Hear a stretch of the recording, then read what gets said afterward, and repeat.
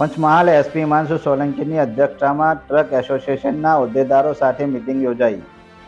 Navin hit and રનના કાયદા અંગેની માહિતી આપવામાં આવી. મોટર વ્હીકલના નવા કાયદા અનુસંધાને ટ્રક ડ્રાઈવરોની ગેરસમજ દૂર કરાઈ. જો ટ્રક ડ્રાઈવર અકસ્માત સર્જી ભાગી જાય તો તેને 10 લાખ રૂપિયાનો દંડ અને 10 વર્ષની સજા ફટકારવામાં આવશે. ભારત સરકાર દ્વારા 1 એપ્રિલથી નવો કાયદો અમલમાં મૂકવામાં આવી રહ્યો છે. આ કાયદાનો ટ્રક એસોસિએશન વિરોધ નોંધાવી રહ્યું છે.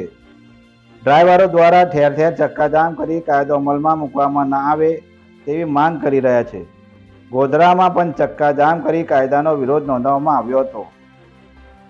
પંચમહાલ પોલીસ અધિક્ષક હિમાંશુ સોલંકી દ્વારા ટ્રક એસોસિએશનના હોદ્દેદારો સાથે મિટિંગનું આયોજન કરવામાં આવ્યું હતું અને હિટ એન્ડ રનના નવા કાયદા અંગેની ગેરસમજ દૂર કરી સાચી માહિતી પૂરી પાડવામાં આવી હતી.